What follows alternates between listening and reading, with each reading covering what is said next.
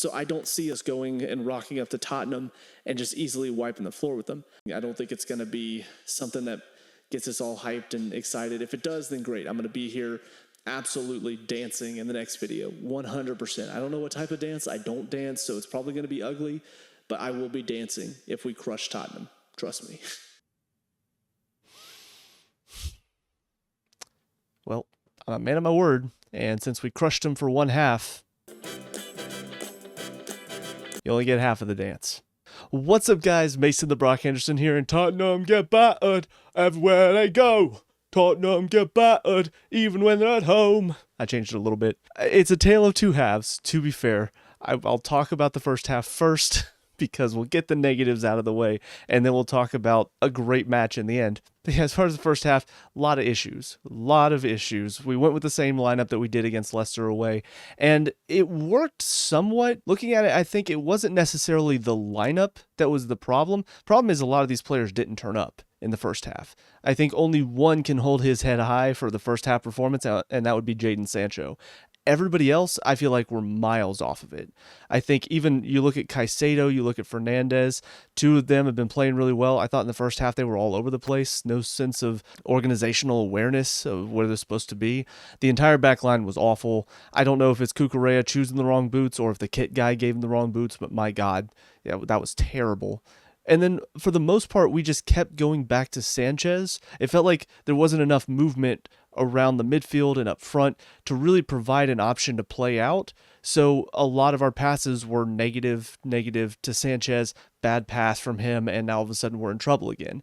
So it definitely felt like we were playing right into Tottenham's hands for most of the first half with how much we kept possession basically in our defensive third, almost within our 18, because that's what they want. They want us to have to go to Sanchez, use his feet, and they could put high press on us and make us make a mistake, and that's basically what happened for a majority of the first half.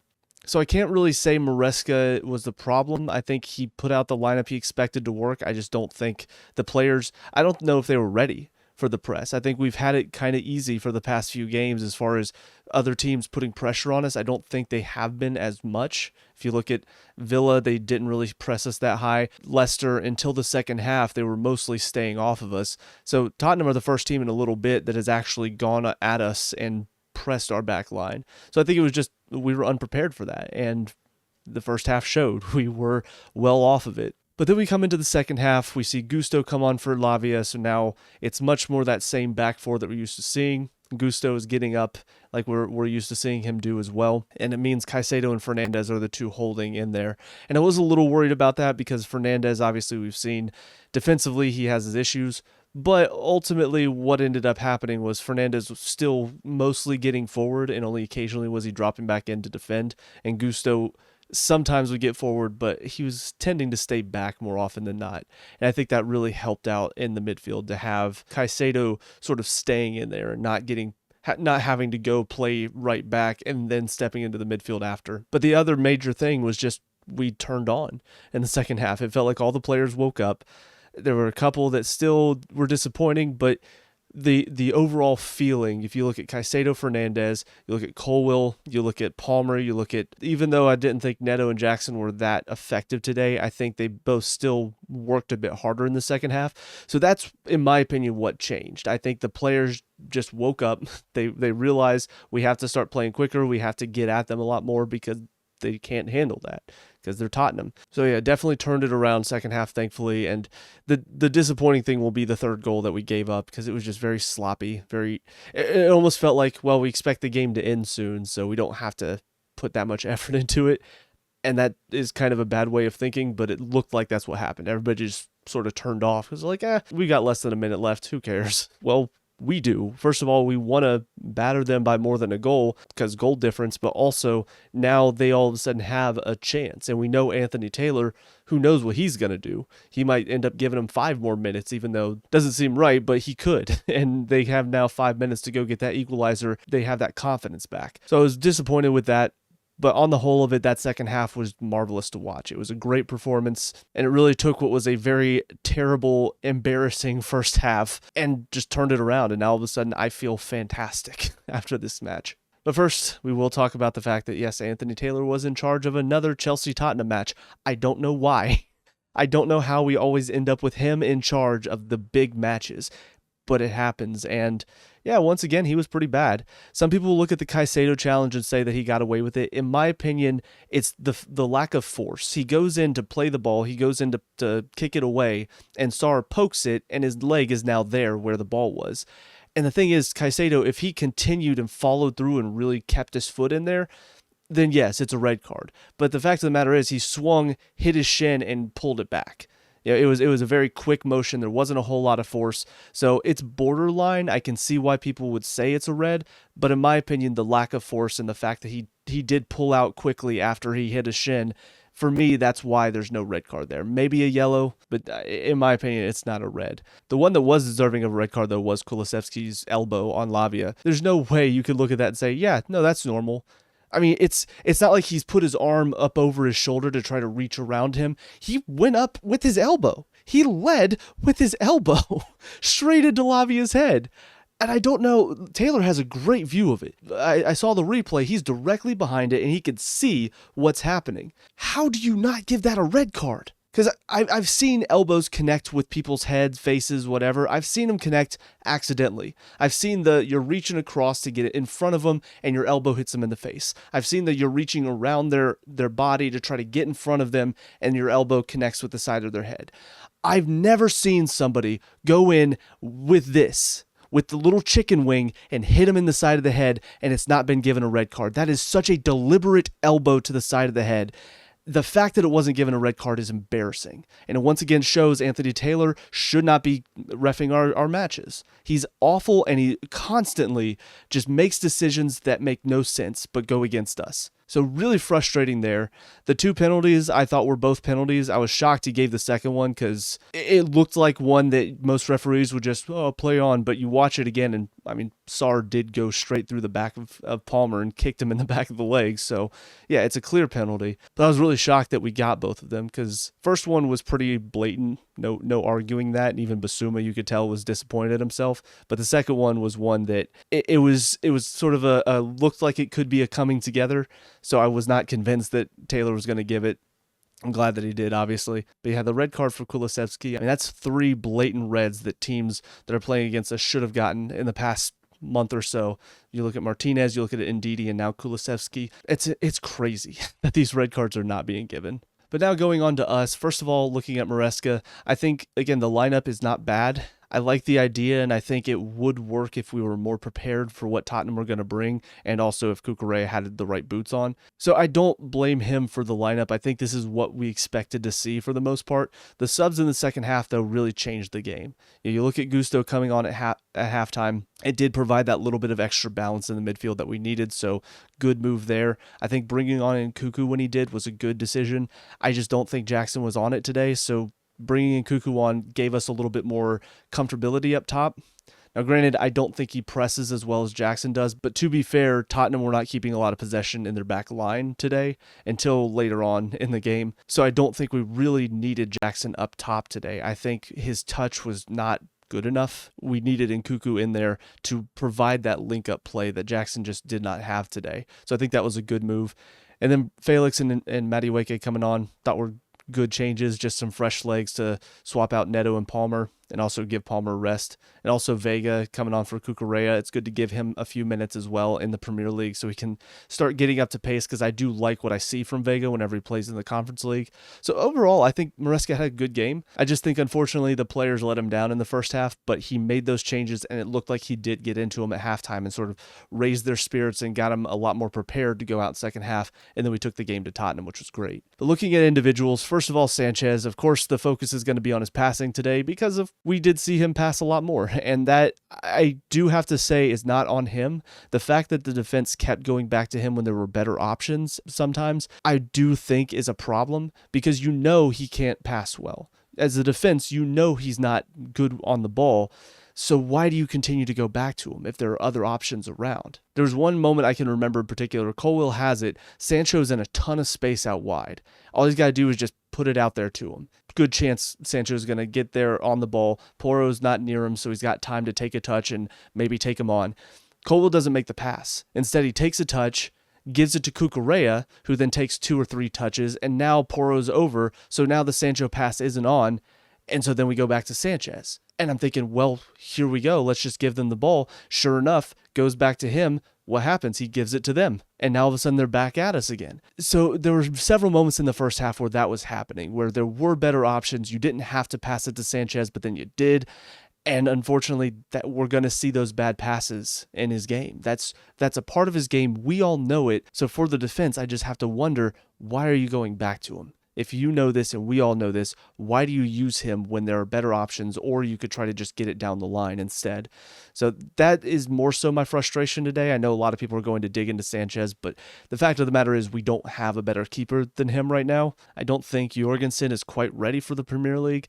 I mean, Sanchez made some great saves today in the second half. In my opinion, he is a better keeper overall, but his passing is bad. His passing is atrocious. But because we don't have a keeper that has his quality of shot stopping as well as better passing, for me, it's more so the defense should not be going to him, should not be using him for his feet, and they continue to do it. So that's more so my frustration personally. But into the defense, first of all, Badiashile, I mean, this is his first real test in the Premier League for a little bit, and it showed that he's not Premier League quality. He played pretty well when he came on against Leicester. Yeah, he's not ready for this high press. He's not ready to deal with this quality of player up top. When you look at Solanke, when you look at Son, I mean, there are so many moments where he's getting drawn out of position, he's getting turned too easily, and the pressure, he just can't deal with it. He's giving the ball away too easily. His passes aren't great. He's not ready for this level. It still pains me to say because, like I said, when I first saw him at Chelsea, I thought he was going to be good. I thought he was going to be another Thiago Silva. The way he was so calm and composed on the ball and the way he read the game, he looked like he could be. And maybe that was because he was partnered with Silva and he learned a bit from him. But clearly all of that has just gone out of his head now, because he's nowhere near that level. He is so far behind where he should be as far as his growth and his progression. I still think we need to replace him. Granted, I thought Tosin would be a better option, but after the Southampton match, a couple of his mistakes, not so sure anymore, but definitely disappointing for Badiashile today. For Colwill, tale of two halves for him, and I'm going to say this for a lot of the team, to be fair, but the first half he was pretty poor. The first goal is obviously on Cucurella's slip, but also Solanke just sort of nipped in front of Colwill, and that's too easy. You know, you should be reading that. You should know where he is, so when that cross comes in, you should read it and get yourself in the way. But instead, he has no idea where Solanke is, so the cross comes in. He's expecting to just play it out, and Solanke just sort of what we saw against Southampton, what Tosin did, just lets the striker in front of him, and easy goal. So disappointing there. And then for the second one as well, it reminded me a bit of last season where he's got Kulusevski at the top of the box, and you know he's good on his left foot, so don't let him inside. And he and Lavia both just let him cut inside on his left foot, and what happened? He scored, just like last season. Same thing he did to Colwill last season too. So the fact that he didn't learn from that interaction, it makes me worry that he's not learning from his mistakes. But that being said, I did think second half he stepped up. I thought he looked a lot more comfortable on the ball. I think defensively he read a lot of the situations better. It just felt like his play in the first half, it's concerning that he can be that bad at times still, because we've not seen that from him for past several games. So to see that in his game still, it's concerning when we go up against these better sides that he's going to be susceptible to not reading the play well or not reading your opponent, because they do their research. They should know, hey, Kulusevski, don't let him drive inside on his left foot and have a shot. And yet here we are. Cucurella, unfortunately for me, just had one of his worst games again. My name for him whenever he has these bad matches is Cucurella. But yeah, it's what we've seen from him before.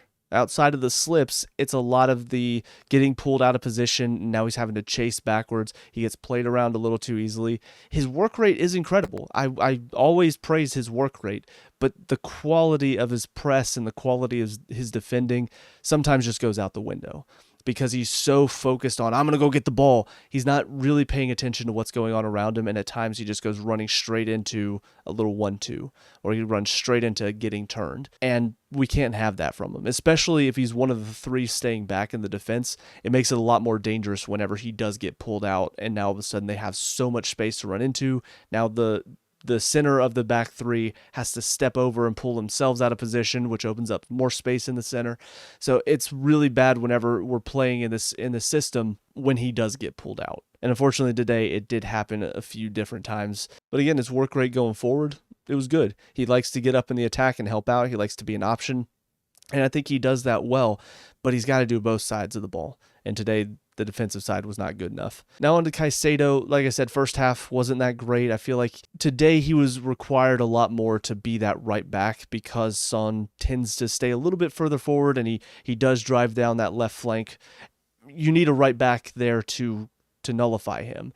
And Caicedo obviously is supposed to be right back, but then stepping into the midfield whenever we have the ball. So whenever we lost possession, having to drop back into the right back position, it was not as effective today as it was against Leicester, because Leicester, they were not getting as many guys forward, whereas Tottenham, they are flooding guys forward. So he had to play that right back position more, and he either wasn't, or he would get back there and then wouldn't really keep track of what was going on. There was one moment where he goes back to Son, gets in front of him, and then Son just plays a quick little 1-2, and Caicedo's just completely lost. I mean, Badiashile does horrible stepping out and getting turned by Solanke, but Caicedo doesn't read Son's run at all, and now all of a sudden Son's in behind into goal. So his defensive positioning in the first half wasn't good. Second half was a lot better. He definitely controlled the midfield a whole lot more like we're used to seeing from him. So tale of two halves for him as well. Bad first half, could have been because of the defensive positioning and how much Tottenham were getting forward. Second half looked a lot better, looked a lot more comfortable just being in the midfield and not having to make those back and forth runs into the midfield and then back to right back. And then Lavia got hooked at halftime, and it wasn't that he was terrible. I think he was probably one of our better players in the first half, which isn't saying much because nobody was really playing that well outside of Sancho. I do think that this sub was a lot more tactical than it was, hey, you're playing terrible, get off the pitch. I think if you're going to do that, it would be Cucurella, Badiashile, Colwill. One of them would have been hooked if it was based on performance. So I do think that was unfortunate that he had to be the sacrifice, but it did lead to better structure in there, the way that Tottenham were playing. But I thought his work rate, his reading of the game in the first half was pretty good. There were some moments where there were mistakes. He didn't step when he needed to, or he let the guy in behind too easily. There are gaps in his game for sure, but he's still young. He's also still kind of returning from injury. We saw probably the best of what we can see from him against Liverpool. We've not really seen that since, and I will say that is a bit of a concern that he's not reaching that same level that we saw against Liverpool. But I think today was a bit closer to what we want to see from him. I think the way he can break up play, but also on the ball, he can be pretty clever. He can turn a player and run with the ball a bit. His passing leaves a little bit to be desired, but I think he's a little bit of a mixture between what Fernandes can do on the ball and what Caicedo can do off the ball. I just think he needs a bit more consistency and needs to play a little bit more often, which is disappointing because I think that he's not on the squad for the Conference League. I think that would be a good place to kind of give him some minutes and let him grow in that midfield. So the fact that he's not on the squad sheet is a little frustrating, that he can't get those minutes against not as tough opponents. And then Fernandes, kind of like Caicedo, first half wasn't great, second half was really, really good and got himself a goal too. I think the reason for him that his first half wasn't great is because he was playing up alongside Palmer, what we saw against Leicester, kind of the two 10s or 8s or whatever you want to call them.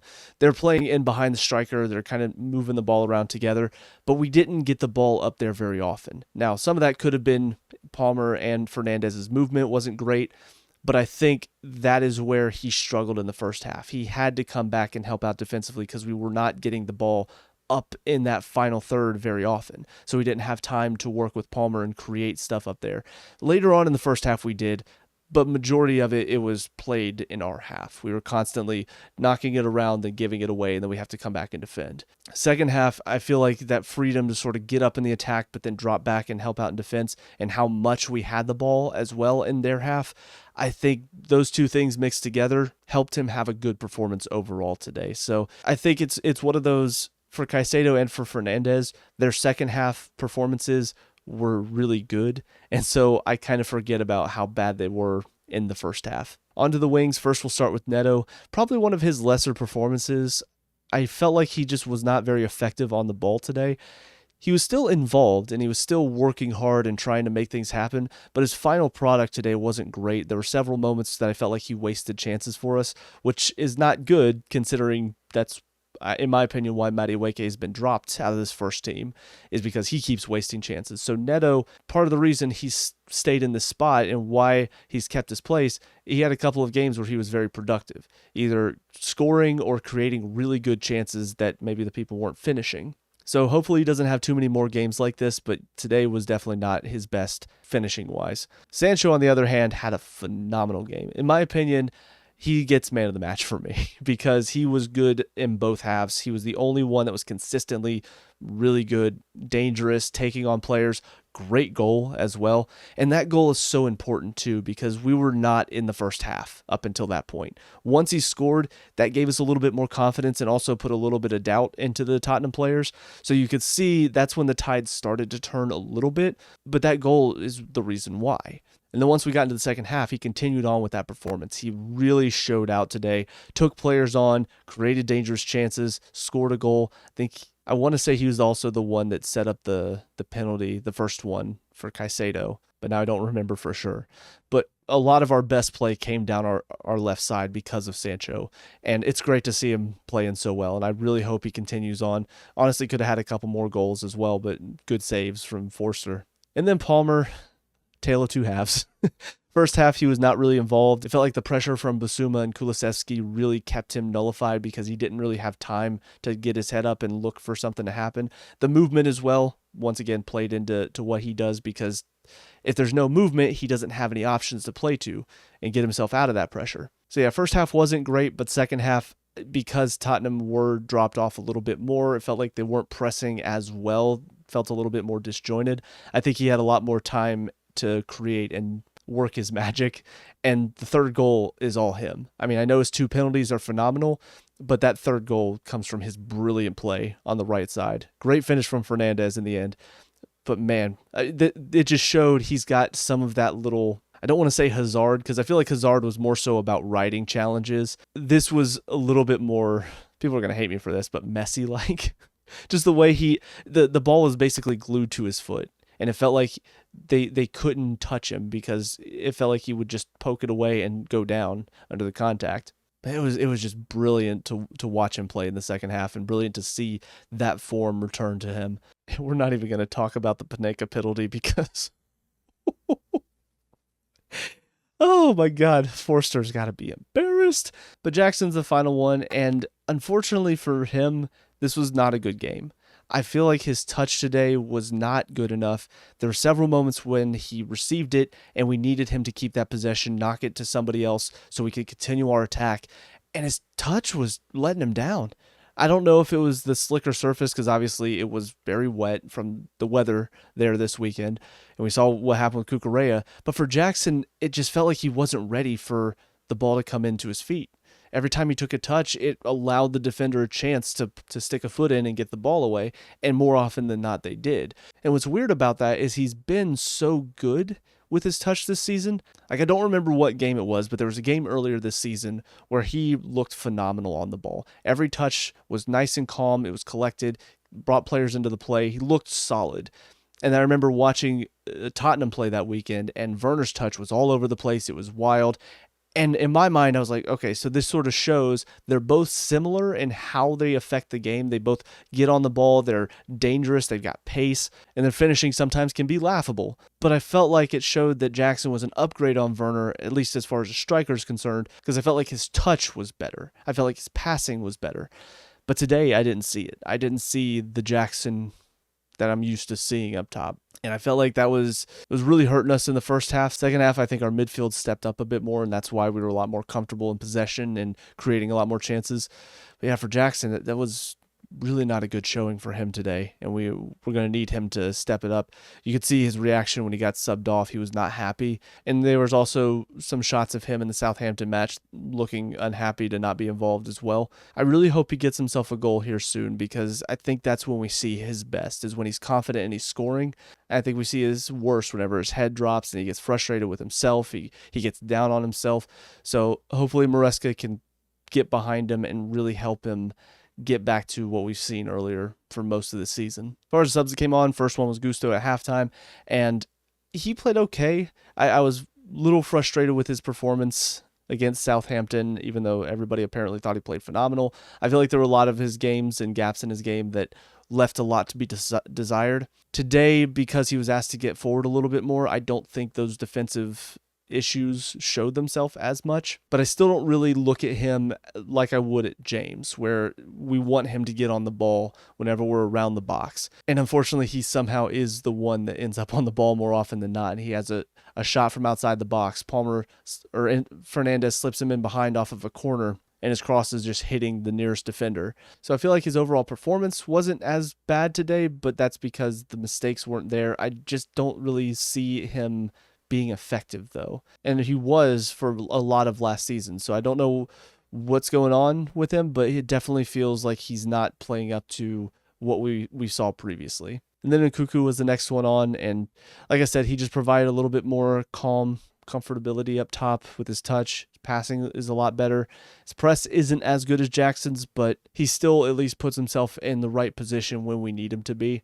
So I didn't think he really affected the game hugely, but I feel like there were moments when his touch on the ball helped us get out and keep the pressure on Tottenham a little bit, which was nice. Madueke coming in for Neto. Didn't really see much from him that convinced me he's ready to step into the first team, but also didn't see a lot of the frustrating things that I normally see with him, where he's making bad decisions in the final third or he's being too selfish with it.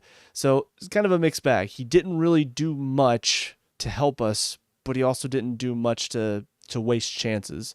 I don't know. Take from that what you will. Final two subs, though, were Vega and Felix.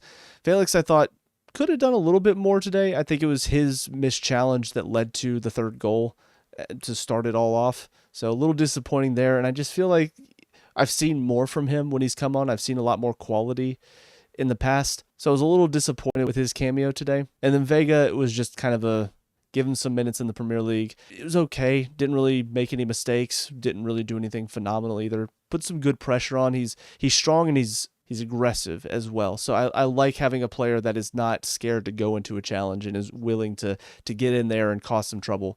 But I think that's about it. Like I said, it was definitely a tale of two halves. First half, I was very frustrated. I even threw my little armrest pad here out the door because I was just getting really frustrated with how we were playing. Felt like the players weren't turned up for it. Second half was a lot more what I expected to see. I expected us to take the game to them, to really put them under pressure. I didn't expect us to dominate the second half as much as we did. I thought this was going to be a close game. I even predicted a 2-2 draw on the Chelsea app for the play predictor thing, because that's kind of what it felt like it was going to be. We know Tottenham tends to turn up against the better teams. And honestly, if you look at the Arsenal-Man U matches, both of those were against top teams that it felt like we paid them a little too much respect. Felt like we were a little too pragmatic against them. When I mean, United were there for the taking. Arsenal, they were still getting back some of their best players, so they hadn't really hit their run of form yet that obviously we're seeing them hit now. So both of those games felt like they were there for the taking, and it didn't really feel like we went for it. So I kind of expected the same thing today. I expected Tottenham to turn up for a big game, and I expected us to be a little bit more pragmatic. And it's funny because Tottenham did turn up in the first half, and we were really poor, which I was not expecting. And then the second half, we turned it up to 10, and Tottenham just fell off a cliff. So it was a really weird game in that sense, but good for us to get the 3 points. We are now comfortably in second after a draw for Arsenal today.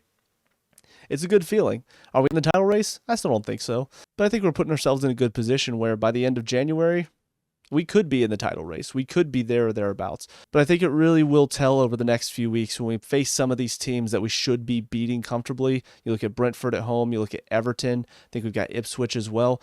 You look at these teams that Brentford on the road are terrible. Everton are kind of hit or miss these days. Ipswich are working hard but don't have the quality really at this level.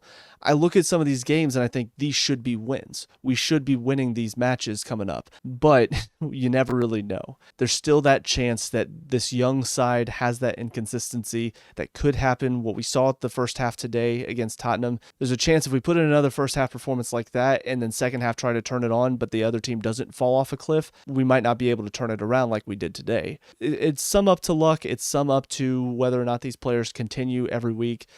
Jackson, does he fall off in form now that he's had a bad game? It's kind of a wait and see. type of situation. But for now, great to beat Tottenham at their stadium. Always a good feeling. I just love it. I can't wait to see some of the reactions, especially from Abby Summers. That's it for me. Let me know what you guys think down in the comment section below. What were your thoughts on the game today? Let me know. We can talk about, discuss all that good stuff. Leave a like and subscribe for future Chelsea reviews. Also check out the channel. We have a lot of reviews on there as well as a couple Let's Plays, so check those out if you have time. But until next time, I hope you guys have a great day. I will talk to you all later. Peace out. Tottenham get battered everywhere they go. Tottenham get battered.